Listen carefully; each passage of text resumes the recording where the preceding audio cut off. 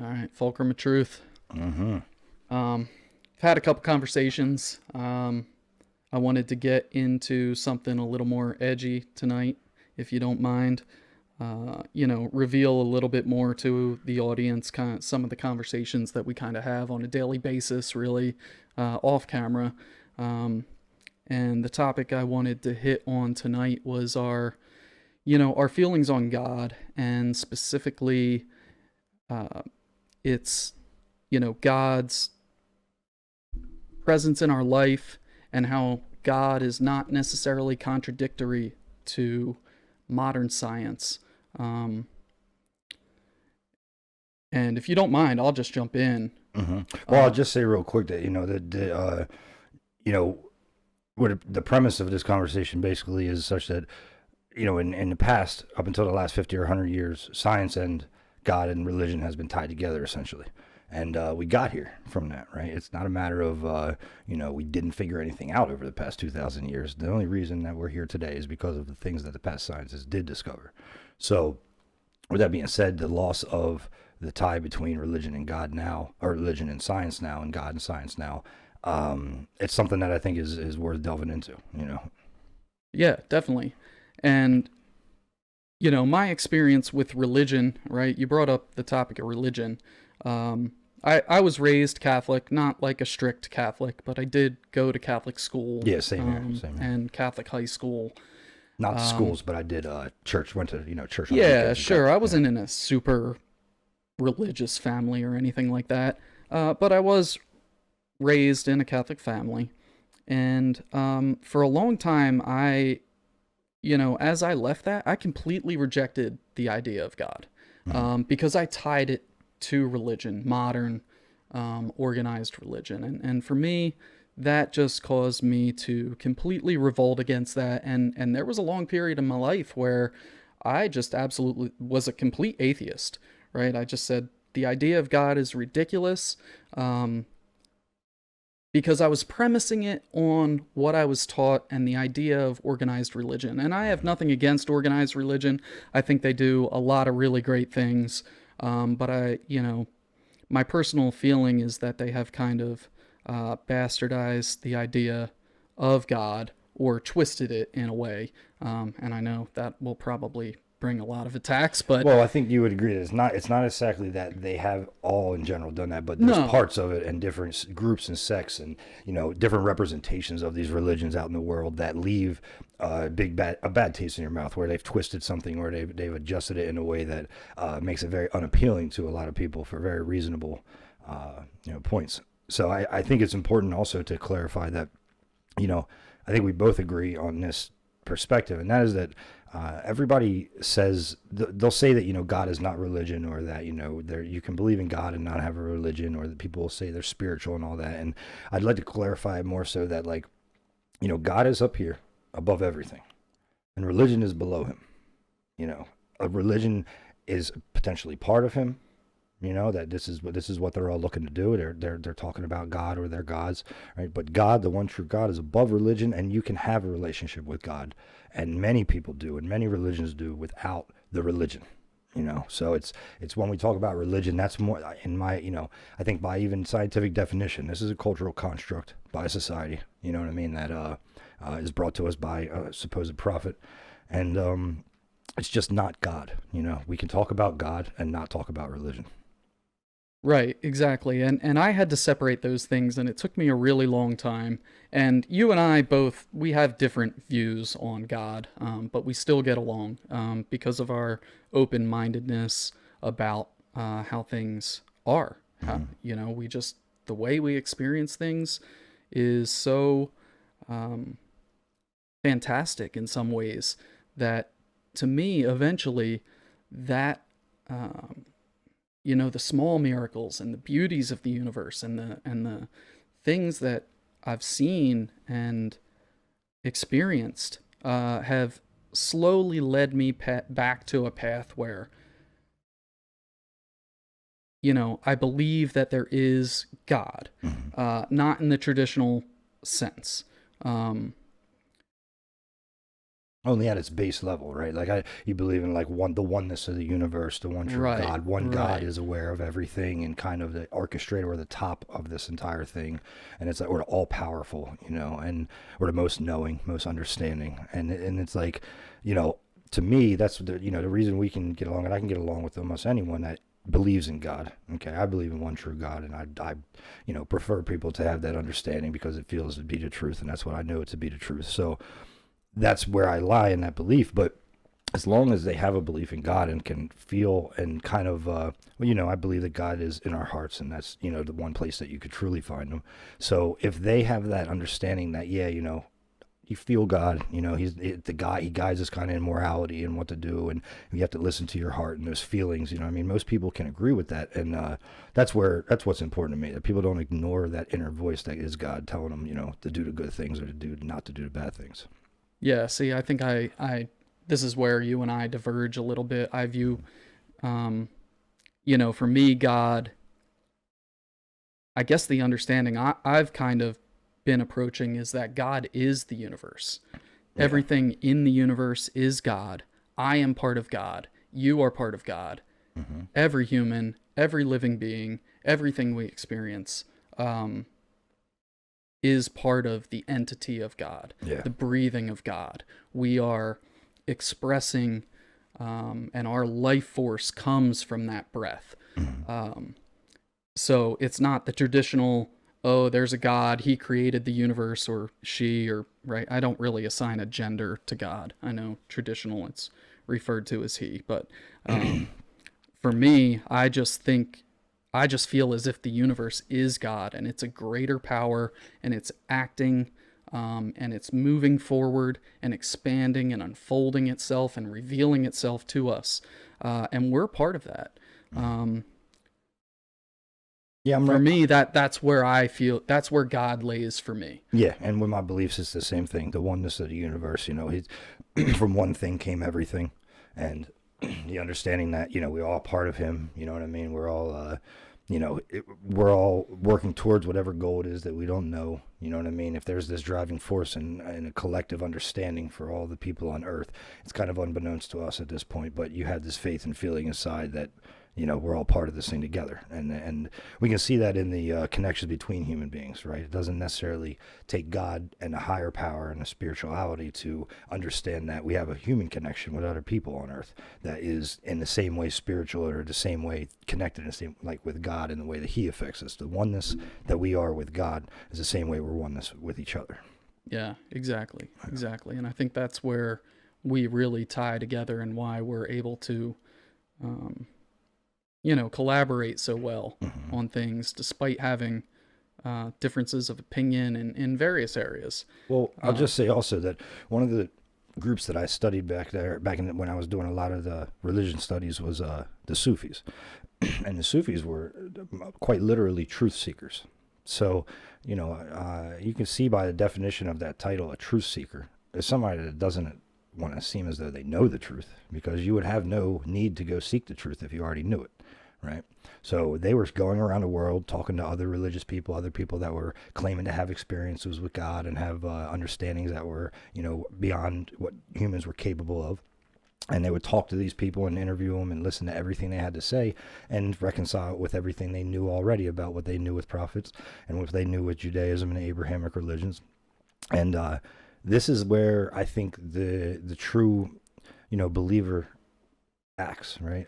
A true believer in God is not going to be pious enough to say, I know about everything he wants me to do. I know his religion. I know what I'm supposed to do perfectly, all this type of stuff. This is very egotistical to think that you can know all these things. It's more about having a humbleness and respect for God to say, okay, if I believe that there's this almighty power, I probably should tiptoe and be humble around him and never claim to know things about him that I can't know, and really just try and learn the best I can and say, okay, this is the best I understand something right now, but I could learn something different, and I can't be, there's a word I'm not thinking of there where you're being too prideful, trying to act like you know things when you can't know them. It's disrespectful. yeah, humility is a huge trait, or That's a good. Well, here's the saying, right? yeah, if you're not humble to the knowledge of God and understanding that you cannot know it, then you do not really believe he's as powerful as he is. I mean, the man is God. You should be scared to ever say something that you know that you cannot know, right? Like all of these very strong bylaws in religions that, the number of times you pray in a day, nothing, I claim as Muslim. I've been Muslim for a while now, but I don't pray 5 times a day. I communicate with God all day long. I have more than 5 conversations with him throughout the day, and by that I feel like I do my obligation to talk to him. But who's to say things we cannot know? And it's a good point you bring up about the praying 5 times a day, and right, being raised Catholic, there's a lot of traditions and rituals and things like that go into organized religion. And like I said earlier, nothing against organized religion. I think they've done a lot of great things. They've done a few bad things in the past, but these rituals and practices are good in the sense that it's good to practice positive behaviors, right? Whether that's humility, contrition, loving others, being a good steward of the earth, of the universe, of humanity. I feel like a lot of them try to build these rituals so that you can practice those things and strengthen those, right? The more you practice something, the better you get at it. And organized religion is good at that. They're good at creating rules and systems that force you to practice these things, and that's great. That we need that. For me, I've stepped away from it. I don't practice any organized religion, as you know, but I have come to find an understanding and a relationship, if you want to call it that, with a greater power. Traditionally called God, what I view as God is not the traditional, I created the universe and I control things in the universe and I look down on you, and if you're not good, I'm going to send you to hell. That's gone for me. Right, like I mentioned that I believe God is the universe, and I believe I'm part of God. Not that I am God. I don't think I am God. But I think I'm part of God. Which and is I think you're part of God. Which is a good, just to clarify there, this is something that I feel people really misconstrue when they're trying to present it as an idea. Not that someone that perceives it and sees somebody say this when they say, I am a God, and they say that, they say, I am a God, right? I'm a God, you're a God. And this is a claim that is kind of popular. And it's like, we are part of God, but we are not gods ourselves. You can be part of a system, but not be the system, right? A cog in the machine is not the machine. It is just a cog. Right. And the other point that I wanted to go into with this conversation is that the idea of God and scientific understanding of our world, they're not mutually exclusive, right? For a long time, you said earlier, just 150 years ago, and any time prior to that, every scientist was a God-fearing person, right? Yep. Almost everybody on Earth was a God-fearing person. If you read their papers, there's God embedded all through there. They talk about God, even Einstein. Until very recently in human history, people spoke about God. Scientists did. It's only relatively recently that has been disposed of and taken out of the discussion. And I understand the reasons why that was done, to make it less... Though they're not reasonable, you understand the reasons. Right. Yeah. I mean, it makes it less confrontational. It makes it less edgy, I guess you could say. You don't want to invoke God when you're talking about science. But just because you're talking about science doesn't mean that God doesn't exist within it. How long ago was the scientific method formulated? Oh man, you're gonna put me on the spot with that. I You really you don't know know. these things, I Dave. really Come don't on, know. no. All I right. think I think the Renaissance. I want to say like 1500s, You really think scientific 1400s. method? I really already Yeah, detailed at that point. Okay. maybe earlier. Maybe even I as was far thinking back later. as like This would be Pythagoras. a good one. So comment if you know the answer. We're Yeah, if gonna you look know it up the when we answer, get but off. I want to say the But Renaissance okay. for the modern scientific method. Okay, I'm gonna go with a little bit more recent. I'm thinking like 1750, somewhere in there. You know what I mean? When we really had that scientific renaissance of math and people were really crazy going everywhere. So, uh, with that being said, uh, the scientific method, as soon as that gets coined, right? I feel like this is the first step and the stepping stones towards removing God from science, because it doesn't fit into the scientific method. You know, True. it's a complete intangible, metaphysical. You can't touch it. You can't measure it. You can't do anything with it. It does not fit into the scientific method. So if you're trying to perfect the scientific method and perfect your experiments, and as you move forward in science, you're going to slowly edge that out. And as somebody brings it in, you're going to say, no, that makes my experiment not perfect. You know, it makes it not non-biased. Now I have something that I can't measure involved, a variable that's not measurable Right. involved. You introduce magic, Yeah, and it's like, essentially. yeah. Right. So they removed that because of their systematic way of practicing science. And if your God isn't the same as my God, now Our I experiments are automatically discount everything you say Yeah, because you invoked your God into the situation, yeah, the God that I don't agree with, yeah. and now I just can't even listen to anything you're saying. And I'll be bold enough to say, if God is a part of it, right? How are we ever to discover anything if we've removed him from the experiments? It's a good question. And maybe eventually science will circle back to that. Um, I think that advancing science right now, it's appropriate to leave God out of it because it's not something that we can test or measure. I can only go by my personal observation and experience, and I just find the world so beautiful in so Yeah. many respects that even after many years of just saying God absolutely does not exist, that idea is insane. People who believe in it are just comforting themselves. That's all they're doing. This is a form of human psychological comfort. I've changed. I've changed my opinion on that. There's too much beauty and too much organization in the world and life. Just our physical human life form Yeah. is, such a perfect Yeah. Well, system. I look at I love using the example of the skies and the oceans, right? Every night you have a, infinity sized mural painted across the sky. That is the most beautiful thing in the entire world. Sometimes they look, well, always unique, different. There's no way for two skies to be the exact same way, and everyone is as beautiful as the next. And like, and the oceans, as large as they are, the balance of the oceans and the way they ebb and flow and the way the tides go, it's like this balance in this creation that we see is a masterpiece of art.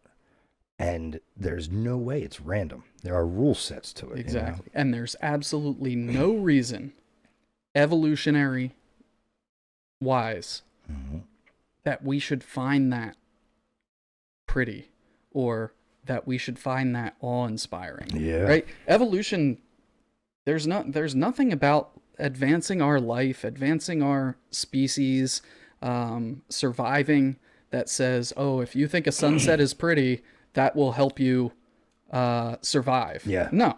I bet Nothing. you. I there's bet you. there's absolutely no reason. They'll say before reproduction, right? If I think of if I'm artistic in this culture and society, then I might attract a woman because I'm cultured or something like that. Now That's a recent development, man. No, that's but a recent development in human. but that's gonna at the base level of evolution and reproduction. This is the root cause.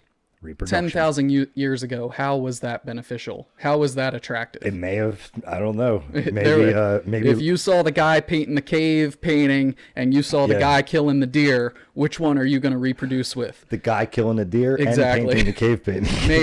Maybe if he can do both. Okay, sure. If he's a special kind, but You're running up all your Yeah. chances. You know what I mean? You I want to don't- reproduce. I just don't see I just don't see the guy doing the cave painting as being as successful as the guy killing the deer. Science and academia will tell you that everything that we choose to do is Yeah. in the goal of reproduction. You know what I mean? So Sure, exactly. the That's what color of science this will tell. shirt That's I what chose science to, will tell yeah. you. Yeah. So I think that's a little far fetched, but that goes back to our dependability of past knowledge and the fact that most all theories and understandings are going to fall over time. You know, Right. there'll be Right. better understandings that come. But yeah, I mean, in terms of the topic today, right, about science and God coming together, um, I'd like to elaborate a little bit how I do that. Because when we work on the projects that we work on, I definitely consider them to be science. I mean, we're advancing. The things we work on are writing math systems, as well as physical machine systems, electrical generation, um, and then even the philosophy we do has a little science tied into it, right? The book that we have is it's the universe, which is, and you have to tie philosophy and science together, and God and science together to ever make an attempt at explaining everything.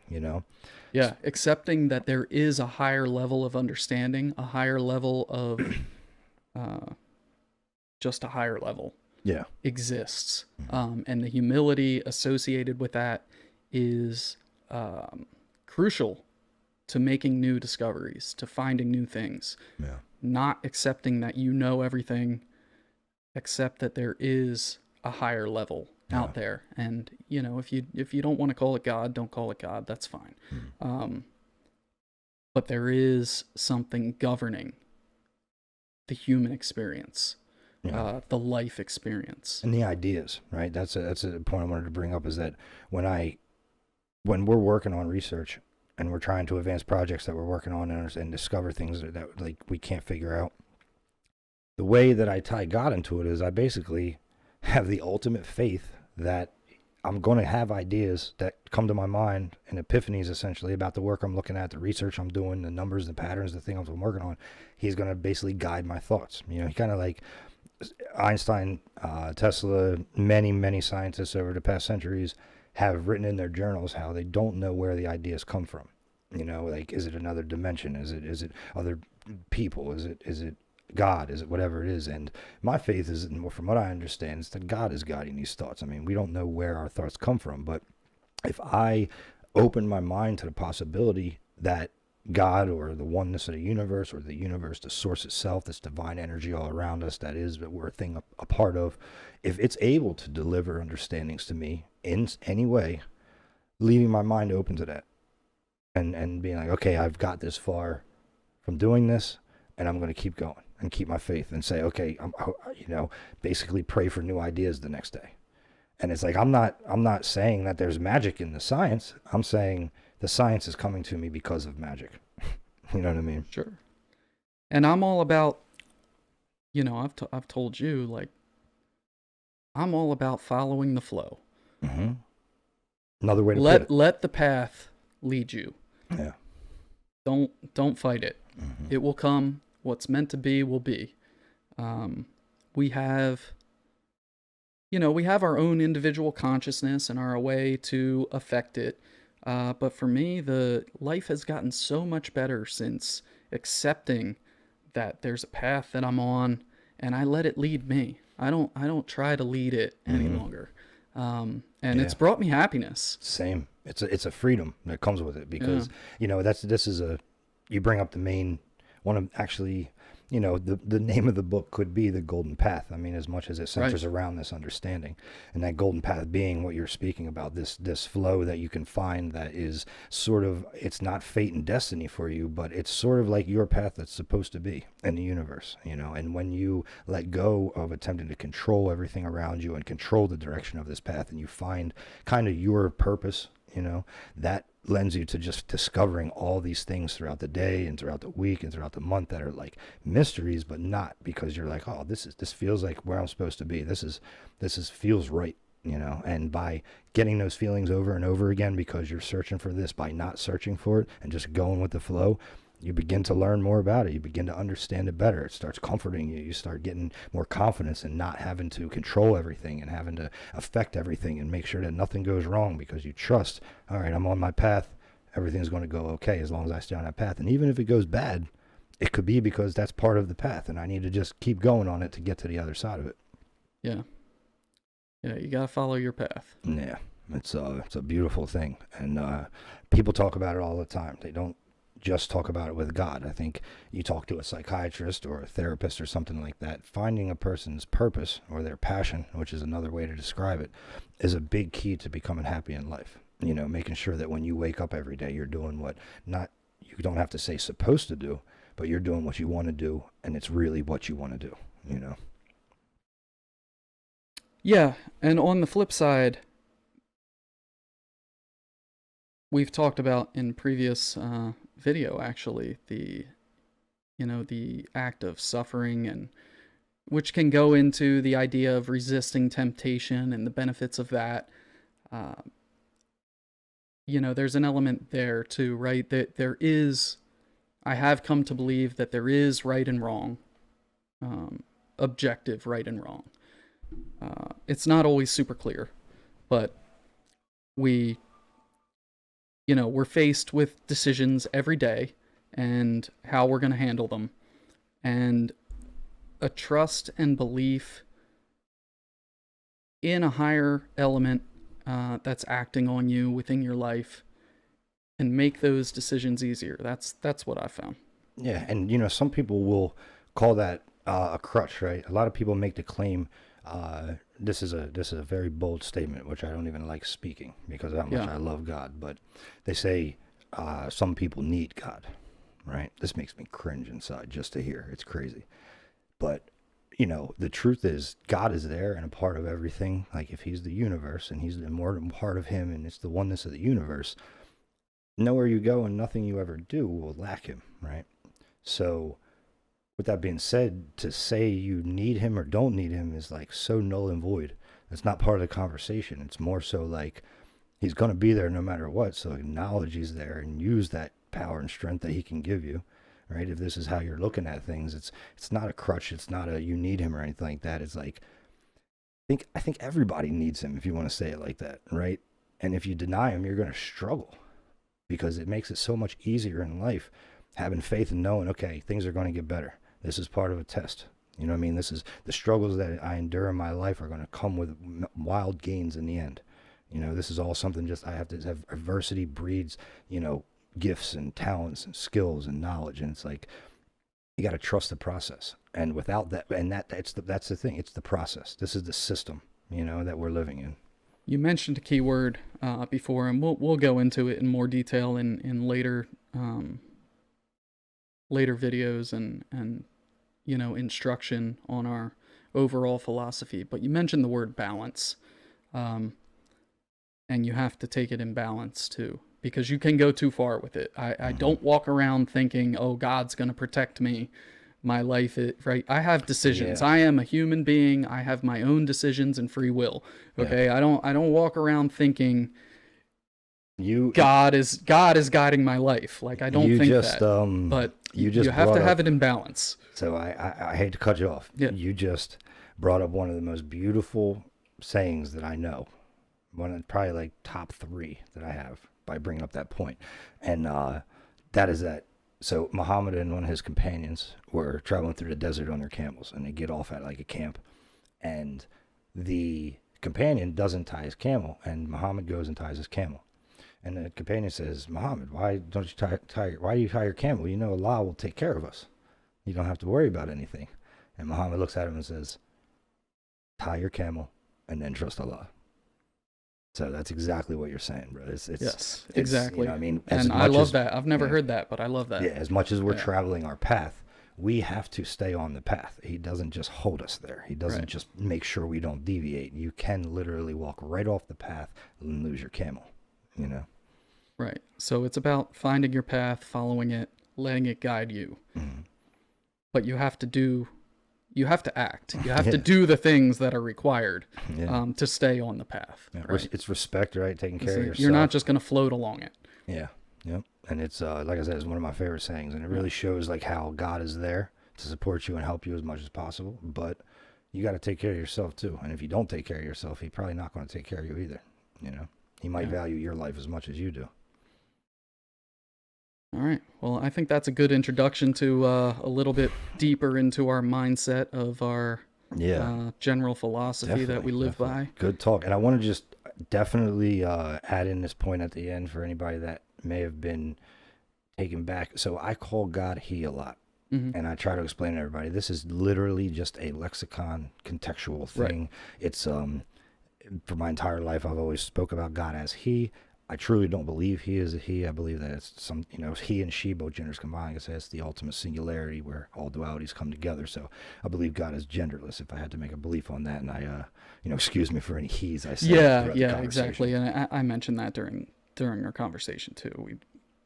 We're not assigning a gender to God. I don't. I agree that I don't. I think God is genderless Yeah. in my view. So yeah, if if you like what we talked about here, please subscribe to the channel, like, add a comment, and we'll be back to you soon. We're putting together some to start our. I don't want to call them lectures because I don't want to Yeah. say lecture. Yeah, too academic, right? But just a It's a more instruction. formal introduction Yeah. to the philosophy that we develop and live by or try to live by, and how we think about things. And we'll be sharing that with you soon. So Yeah. look Thanks a forward lot. to getting back. All right. Good talk. Thanks. All right.